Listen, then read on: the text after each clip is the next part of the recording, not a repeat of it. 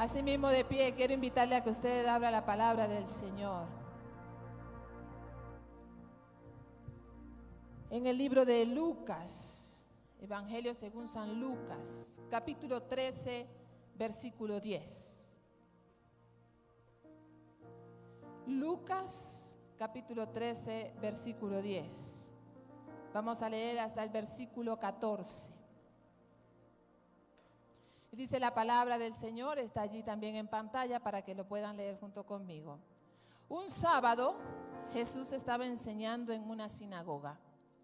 Allí había una mujer que llevaba 18 años enferma, viviendo encorvada y sin poder enderezarse por completo. Cuando Jesús la vio, la llamó y le dijo: mujer, quedas libre de tu enfermedad. Entonces puso las manos sobre ella y de inmediato ella se enderezó y empezó a alabar a Dios. El jefe de la sinagoga se enojó de que Jesús hubiera sanado en el sábado y le dijo a la gente: 6 días hay para que trabajen. En estos días pueden venir para ser sanados, pero no en el sábado. Pueden tomar asiento en esta mañana.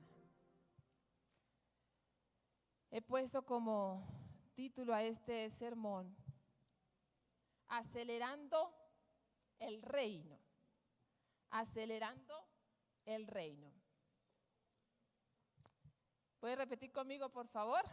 Acelerando el reino. Muy bien, están conmigo. Lucas 13, 10 al 17. El relato de esta mujer encorvada es una de las historias donde Jesús demuestra su poder para sanar. Pero también nos demuestra, hermanos, hermanas, la urgencia del reino, la importancia de acelerar el reino. Jesús ve a una mujer que ha estado encorvada ¿por cuánto tiempo? 18 años. ¿Usted sabe lo que es eso? ¿Usted se imagina lo que es eso? 18 años. Toda una vida. Pero de pronto, en algún momento, Jesús la vio, Jesús la llamó, Jesús puso sus manos sobre ella, Jesús la sanó y esta mujer pudo levantarse. Pero esto no solamente algo fenomenal, extraordinario sucede en el cuerpo de esta mujer, sino que también sucede en ese lugar, en esa atmósfera, en ese ambiente donde se llevó a cabo este milagro. Algo pasó. Esta historia no solo se trata de una sanidad física, sino emocional, sino espiritual. Lo que significa que cuando el reino de Dios llega a nosotros, a cualquier lugar, tiene el poder para romper toda estructura, para sanar, para liberar. Nuestras naciones, cuando yo pensaba en esta historia, pensaba también en las naciones. No solamente pensaba en nosotros, sino no solo en Ecuador, sino en muchos países que hoy están sufriendo encorvaduras. Países, nuestros países que están encorvados por diferentes situaciones. Y hoy yo quiero presentarles algunos de estos datos, algunas de estas cifras, algunas de estas situaciones que está pasando en algunos de los países. No en todos, porque la predicación se me iría solamente mencionando y hablando de las situaciones que sufren algunos países. Pero quiero invitar a 4 estudiantes de Semisud, ya algunos graduados, son miembros de aquí de Capilla, nos colaboran aquí en Capilla, así que voy a pedir a Francini de Costa Rica, a Mayra de Colombia, a Josué de Venezuela y a Edison de Ecuador. Un aplauso para ellos, por favor.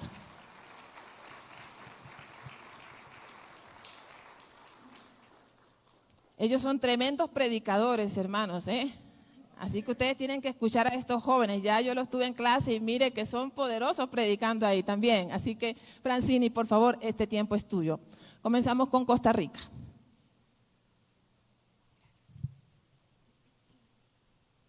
Que el Señor les bendiga. Una de las problemáticas actuales más significativas en Costa Rica es la violencia intrafamiliar. Yo quisiera comentarles un poquito acerca de esto. Ha crecido más del doble en los casos notificados en los últimos años. Quiero darles nada más un dato. En el 2021 se reportaron 9.406 casos, mientras que en el 2024 fueron 23.046 casos. Y en lo que va del año ya se han registrado 2.659 casos de violencia intrafamiliar. Las principales víctimas de estas crisis son las mujeres, los niños y los adultos mayores, especialmente aquellos menores de 1 año, los adolescentes entre 10 y 19 años y los adultos mayores de 75 años en adelante. Y los tipos de violencia que más se han registrado son el abandono y la negligencia, más que todo en el caso de los niños y los adultos mayores, seguidos del abuso psicológico, físico y sexual, con un notable incremento en los últimos años. Y los factores como el desempleo, la pobreza, la salud mental, el crimen organizado y la reducción en la inversión de programas sociales contribuyen al aumento de la violencia intrafamiliar, por supuesto, afectando principalmente a las poblaciones más vulnerables. Así que esa es una de las problemáticas con las que el país ha estado luchando estos últimos años. Gracias. Gracias, Francini. Mayra, Colombia. Buenos días. Quiero iniciar con el diálogo y la historia que hay detrás de esta fotografía. ¿Usted me deja llevar la pollita? Es que es un regalo. El funcionario de la Cruz Roja Internacional la miró, sabía que las reglas eran claras. Solo podían llevar un pequeño maletín de ropa, pero en los ojos de la niña vio algo más profundo. Una súplica, un intento de aferrarse a lo poco que quedaba en su hogar. Con lágrimas en los ojos le respondió: llévala. Esta escena quedó inmortalizada en la fotografía La niña y la gallina del fotógrafo Jesús Abad Colorado, tomada en Mapiripán, Meta, en 1998. La imagen nos habla del desplazamiento forzado, una de las heridas más profundas del conflicto armado en Colombia. La niña y su madre huían tras la masacre de Puerto Alvira, en la que paramilitares asesinaron y torturaron a 19 campesinos. Pero esta no es solo la historia de una familia, es la historia de más de 8.6 millones de desplazados en Colombia, convirtiéndolo en el país con más desplazados internos en el mundo después de Siria. Desde los años 60, la guerra ha devastado comunidades enteras con miles de víctimas de desapariciones forzadas, violencia sexual, masacres y reclutamiento infantil. Este conflicto no ha tenido un solo actor. Guerrillas como las FARC, el ELN, grupos paramilitares, narcotraficantes y el mismo Estado ha participado en crímenes atroces contra la población civil. En Mapiripán, el ejército permitió la entrada de los paramilitares, quienes durante 5 días sembraron terror en la población. Hoy, la guerra en Colombia no ha terminado. Aunque el acuerdo de paz con las FARC en el 2016 presentó un avance, la violencia persiste en muchas regiones. Líderes sociales siguen siendo asesinados, nuevos grupos armados han surgido y el desplazamiento forzado continúa. La niña y la gallina nos recuerdan que detrás de cada cifra hay un rostro, una historia y una vida rota por la guerra en Colombia. Muchas gracias. Gracias, Mayra. Josué, Venezuela. Buenos días con todos. En cuanto a la problemática que se da en Venezuela, como ya es popularmente sabido, la pobreza es un factor crítico que arropa a la nación hoy en día y que afecta a millones de personas dentro y también fuera de la nación. Creo que esa crisis económica hace que haya una incrementación en la infraestructura económica y esto hace que servicios tan básicos como la alimentación, la ropa y el acceso a la educación sean cosas totalmente casi que inalcanzables. Sin embargo, esta es la punta del iceberg nada más. Esta inflación económica hace que personas tengan que salir de su país para buscar mejores oportunidades, para buscar un mejor futuro para sus hijos y para los seres queridos que dejan atrás. Esto crea un impacto social bastante interesante debido a que estas personas se enfrentan a diario con situaciones difíciles dentro y fuera del país. Pero el problema no queda allí, el problema también queda en las personas que quedan en el país, dentro de Venezuela. ¿Qué pasa con esos niños que quedan sin padres? Esos hermanos que quedan sin un hermano o sin un primo, o con esos padres que quedan sin un hijo. Allí empieza una condición social, emocional bastante importante, porque son estas personas las que están construyendo una sociedad nueva. Una sociedad sin papá, una sociedad sin abuelos, o a veces una sociedad sin hermanos. Creo que el mayor problema, aparte de la pobreza que se da dentro de Venezuela, son la ruptura de los hogares. Y un hogar disfuncional crea sociedades bastante complejas. Ese sería el mayor problema que se está dando realmente en Venezuela ahora. Edison, Ecuador. Tenemos que escuchar a Ecuador, ¿verdad?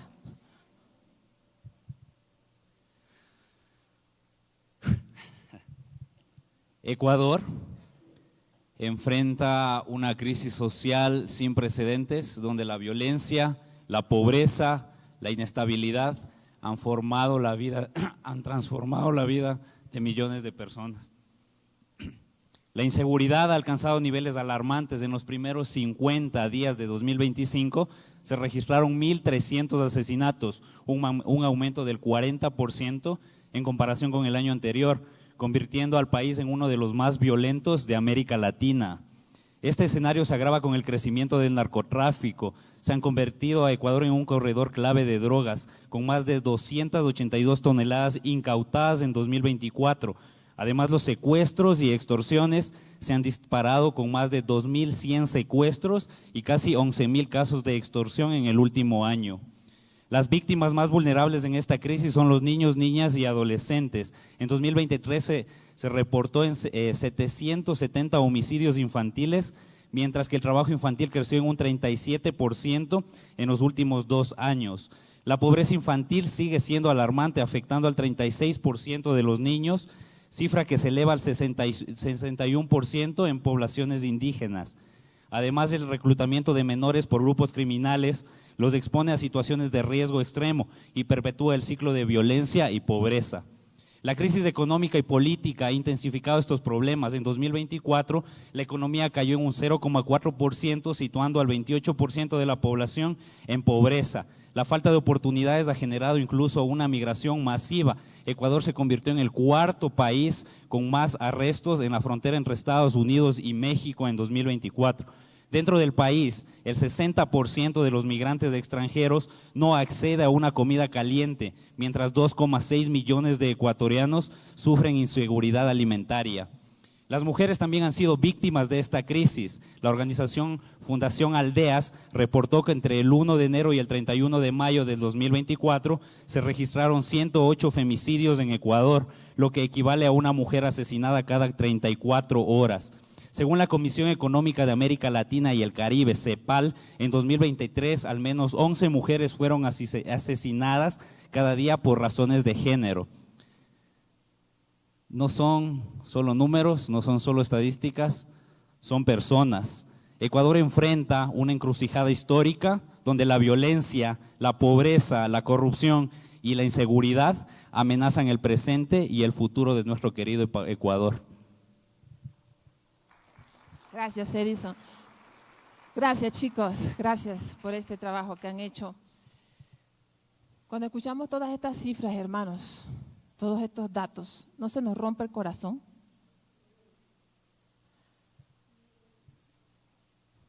Es duro saber que hay niños que hoy no han comido.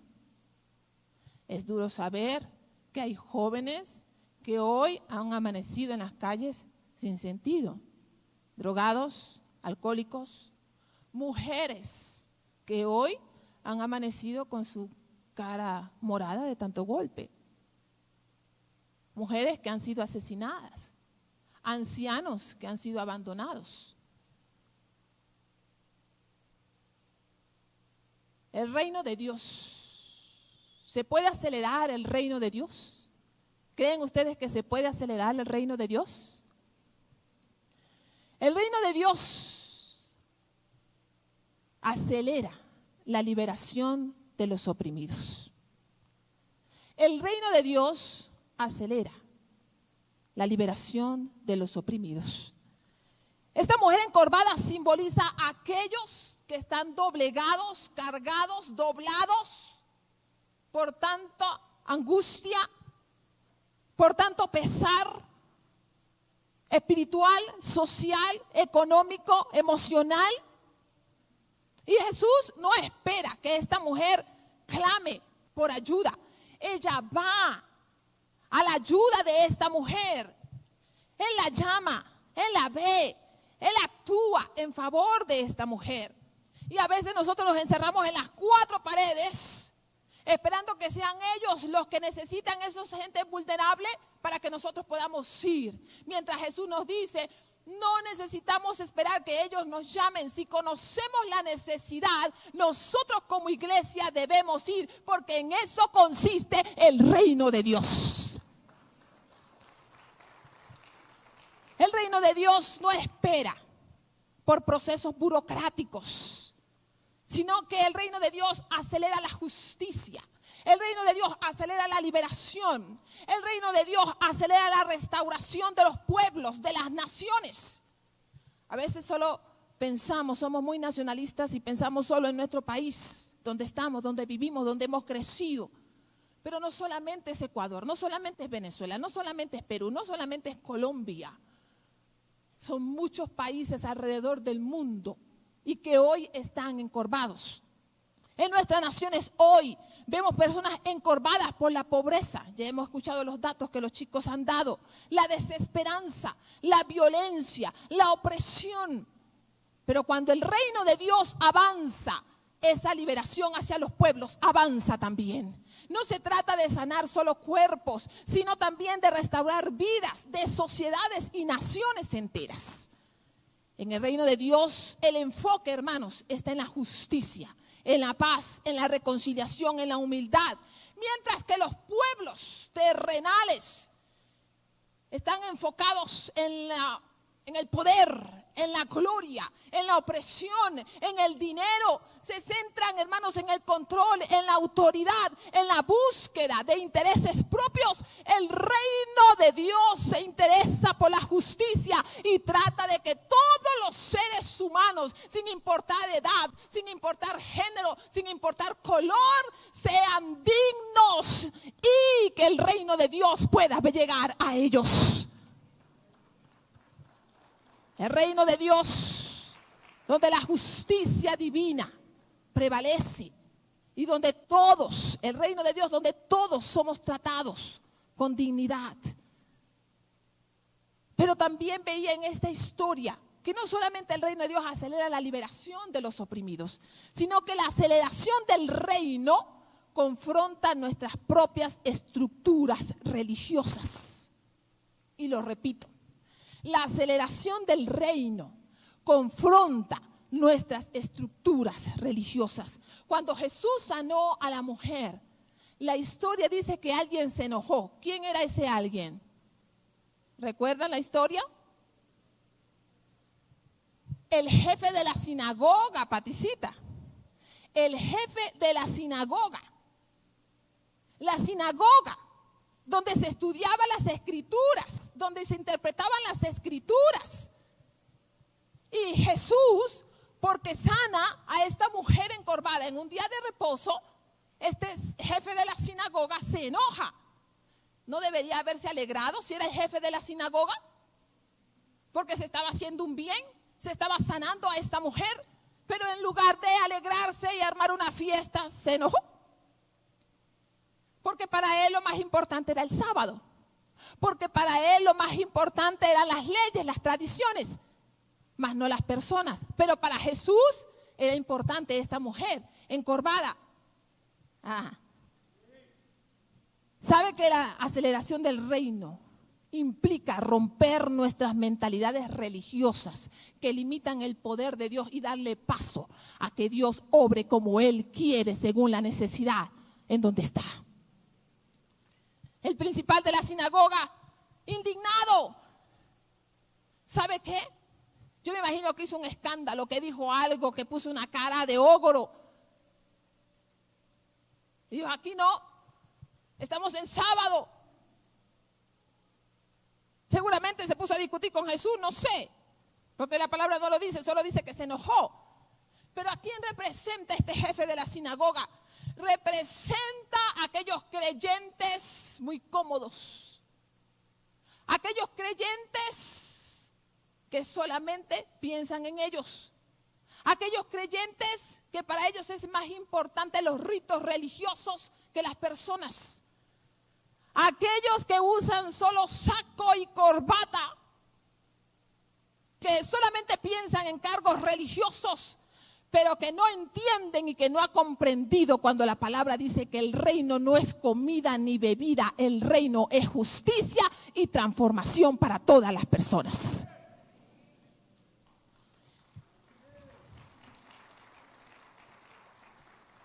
Hay quienes se enojan a veces cuando el evangelio, la palabra se predica fuera de los márgenes, fuera de las tradiciones. Cuando Dios usa a personas inesperadas, a personas que nosotros no pensamos, a personas que nosotros señalamos. Y viene Dios y usa justamente a esas personas. O cuando el Espíritu rompe paradigmas, como lo vimos en Hechos. Los judíos pensaban que solamente el Espíritu Santo era para ellos, que solamente el Espíritu Santo les daba lenguas a ellos, y resulta que el Espíritu Santo vino y rompió esos moldes, y entonces se fue con los gentiles también, y comenzó a abrazar a los gentiles, y comenzó a darle lengua a los gentiles. ¿Sabe por qué? Porque el Espíritu Santo no pertenece a nadie, ni a judíos, ni a gentiles, ni a Capilla, ni a Ecuador. El Espíritu Santo es el Espíritu Santo, y hace como Él quiere, donde Él quiere y cuando Él quiere. Él rompe los moldes. Y muchas veces, a veces el mayor obstáculo para que el reino se acelere en justicia y amor somos nosotros mismos. Nosotros mismos. Cuando rechazamos a los jóvenes por su forma de vestir, o porque tiene un arete, o porque tiene un tatuaje, o porque tiene un color de cabello diferente. Cuando a los divorciados los tratamos como creyentes de segunda categoría. Cuando creemos que una persona que no tiene una buena higiene no puede atravesar esa puerta y sentarse en una de nuestras bancas, en una de nuestras sillas. Cuando necesitamos escondernos en nuestros templos para no contaminarnos con aquellos que consideramos inmundos. Pero ¿sabe qué? Hay una buena noticia. Que el reino de Dios no se detiene ante nuestros prejuicios humanos. Al contrario, nos desafía y nos sacude para que prevalezca el reino. Debemos replantearnos lo que nosotros creemos que es iglesia hoy en día.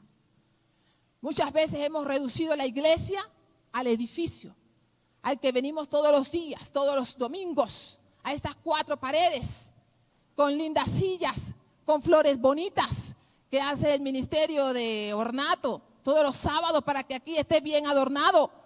Pero Jesús demostró, hermanos, que el reino no son las 4 paredes, que un templo, que una iglesia no son las 4 paredes, sino que el reino somos tú y yo. El reino es un pueblo lleno de la presencia de Dios para transformar su entorno.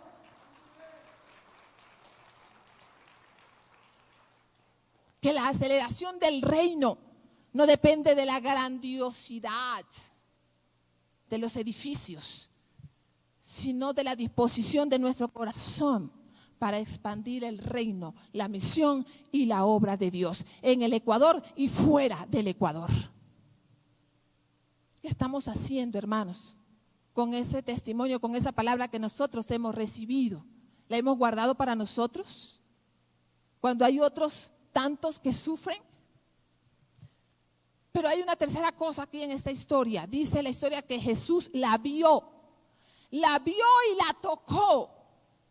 Cuando el texto dice y la vio, no solamente se refería a un ver físico y nada más, como cuando observamos algo. Los estoy mirando, los estoy viendo, los estoy observando en esta mañana, pero nada más. No. Se refiere a un ver con compasión. Con compasión, con corazón, con conexión. No es un ver superficial. Porque a veces miramos una multitud de personas y miramos a muchas personas sufriendo, pero no hacemos nada por ellos. En el griego la palabra ver que se usa es idón. Idón. Y este idón va más allá de la vista física. Tiene que ver con un ver que involucra el corazón, que involucra la compasión, la misericordia, con una conexión emocional y espiritual con lo que yo estoy viendo. Tiene que ver, hermanos, con dar una respuesta, con una reacción ante el sufrimiento, ante la necesidad, ante el dolor. Una respuesta al actuar, al hacer algo. ¿Sabe? Aquí tenemos un ministerio de acción social. Se reparten unas cuantas canastas que tenemos. Se hace una actividad por tal vez cada 6 meses, 3 meses. Una vez por diciembre hacemos la Navidad con Jesús. Pero ¿sabe qué, hermanos? Traeríamos mayor transformación a Cachapamba, al Valle de los Chillos, al Ecuador, si toda Capilla se uniera para traer transformación, vida, liberación a aquellos que están oprimidos a nuestro alrededor.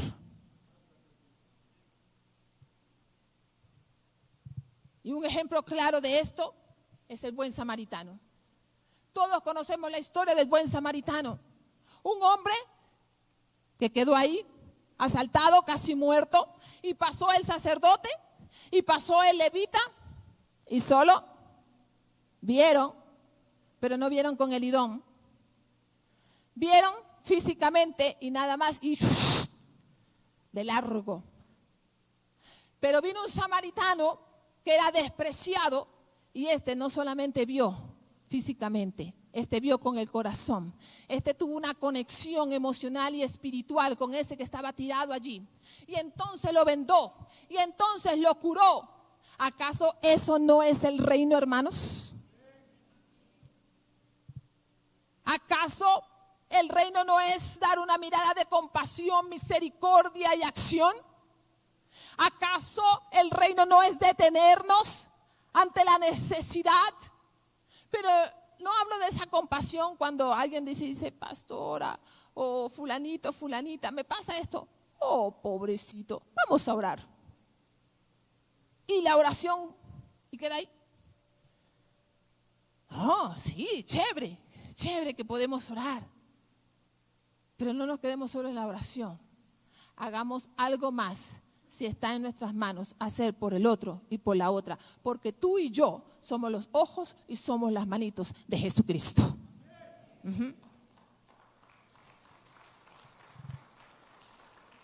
Este tipo de ver con el corazón se refleja en Jesús. Cuando Jesús, el texto nos dice, Jesús recorría, si me pones por favor la diapositiva del texto, Jesús recorría todas las ciudades y aldeas enseñando en las sinagogas de los judíos y predicando el evangelio del reino, sanando toda enfermedad y todo tipo de dolencias. Jesús no solo se detuvo a ver físicamente, Jesús se detuvo con compasión, recorrió pueblos, recorrió ciudades, recorrió vías, carreteras, en compasión a aquellos que lo necesitaban. No solo veamos físicamente, hermanos, veamos con el corazón, porque el reino es compromiso con aquellos que están desvalidos, con el pobre, el enfermo, los huérfanos, la viuda, con el extranjero. ¿Y sabe qué? Necesitamos desacomodarnos y salir de nuestras 4 paredes y hacer la misión de Jesucristo, seguir extendiendo el reino. Necesitamos que se acelere el reino. Pero también dice que puso sus manos sobre ella. El acto de tocarlo acá tiene un gran peso, hermanos, porque cuando estas mujeres, especialmente mujeres, tenían este tipo de enfermedades, un flujo de sangre, eran encorvadas, etcétera, Jesús no podía tocarla. La ley dice que no podía tocarlas. Se consideraban impuras, se consideraban incompletas. Pero Jesús puso sus manos sobre ella y la sanó completamente. Porque la misericordia y la gracia de Dios, hermanos, no tiene límites.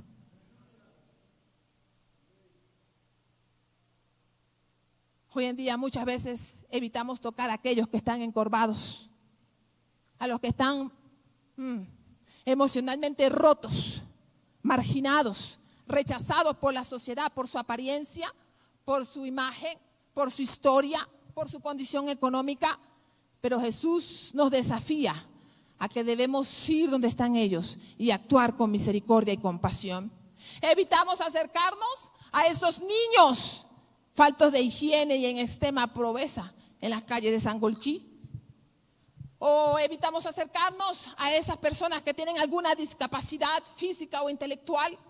O a esas mujeres víctimas de maltrato y abuso. Y más encima, las culpamos. A esas personas con enfermedades terminales, etcétera. Pero Jesús nos llama, hermanos, como cristianos, como seguidores, como discípulos de Él, a ir más allá de las apariencias, a ir más allá de las normas sociales y acercarnos como Él lo hizo, con compasión. Y en lugar de alejarnos de ellos, debemos tocarlos con el amor de Cristo, con misericordia, con acciones concretas, apoyo emocional, atención, solidaridad, aceptación genuina. Hermanos, que restaure su dignidad, que lo restaure como ser humano, porque para eso vino Cristo. Mientras nosotros señalamos y criticamos, Jesucristo vino para dignificar, para salvar, para restaurar, para redimir. Hermanos, nosotros somos los que debemos continuar la misión de Cristo. Puede que suene muy duro este mensaje, pero necesitamos acelerar el reino de Dios. A veces vivimos nuestros propios reinitos, ¿no? El Señor nos invita a salir de nuestros propios reinitos y a mirar en el otro. Pero algo que me impacta en esta historia es que la sanidad de uno impacta a muchos. Impacta a muchos. Después que Jesús sanó a la mujer, la multitud se regocijó. Lo que parecía un milagro individual, ahora fue público. Lo que sucede en una persona hace que el reino se acelere, porque lo que ella testifica, entonces todos lo pueden conocer. Y no solamente puede traer transformación a su vida, sino que puede traer transformación a otros, a su comunidad, a sus pueblos. Cuando una persona experimenta el poder transformador de Jesús, no solo, hermanos, su vida cambia, sino que todo a su alrededor cambia, porque ese testimonio es un vehículo poderoso para alcanzar a otros para Cristo. Por eso no nos podemos callar de lo que Cristo hace en nuestras vidas. Y un ejemplo claro es la mujer samaritana. Esa mujer samaritana en el pozo, en Juan capítulo 4, una mujer con una vida difícil tal vez, llena de rechazo, de frustración, pero cuando Jesús se encuentra con ella y habla con ella, su vida cambia. Y en lugar de guardarse esa experiencia y en lugar de guardarse ese testimonio, ella fue y contó a otros lo que había pasado en su vida. Tal vez no podemos cambiar, hermanos, la realidad de todos los pueblos y de todas las naciones, pero sí podemos hacer algo con nuestro contexto inmediato. Sembremos la justicia, sembremos el amor, sembremos la paz. Y ustedes van a ver cómo eso se multiplica en todas las partes, en Ecuador, en Venezuela, en Estados Unidos, en Sangolquí, en Cachapamba, en todas partes, porque lo que Cristo hace siempre se multiplica, siempre se multiplica. Y lo último que quiero decir es que la aceleración del reino demanda nuestra participación. No podemos, hermanos, quedarnos con los brazos cruzados, así como está la luz del Carmen. No podemos quedarnos con los brazos cruzados. Es imposible, hermanos, que ante tanta necesidad nosotros nos quedemos sentados y como que si nada pasara. Si nosotros vemos tanta necesidad a nuestro alrededor y no pasa nada con nosotros, si nuestro corazón no se rompe con todo lo que vemos, entonces algo malo hay con nosotros. Algo malo hay con nuestra iglesia. Porque la iglesia, vuelvo y repito, no son ni las sillas ni las cuatro paredes. Nosotros somos iglesia y hemos sido llamados para transformar y para que los niños, los jóvenes, los ancianos, las mujeres, todos conozcan de Cristo y sean transformados en el poder del Señor.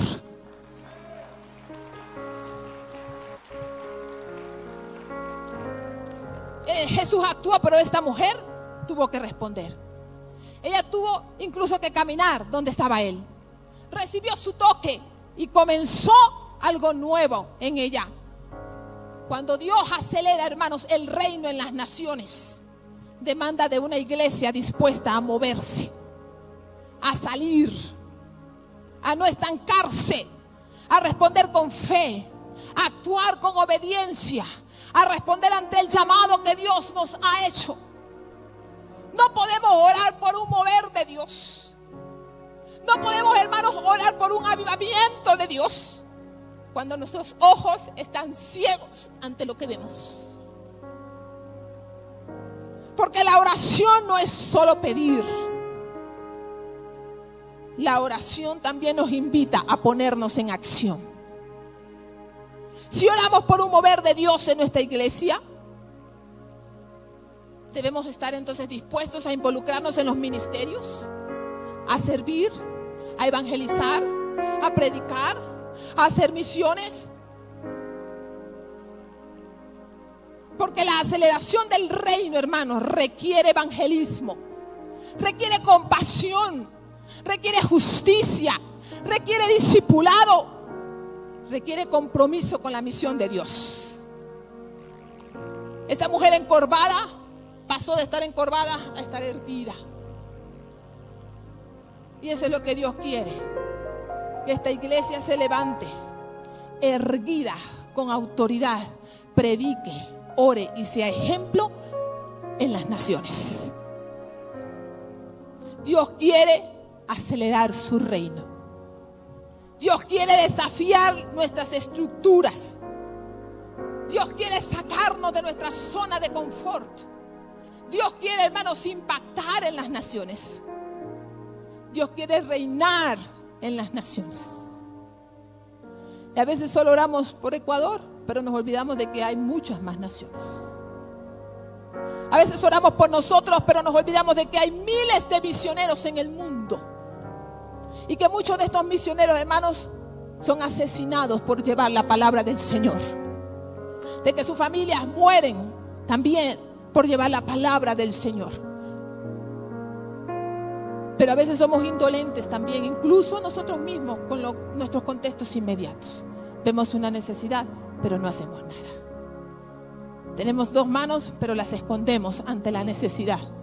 Y el Señor nos dice hoy: Capilla, abramos nuestros ojos de compasión.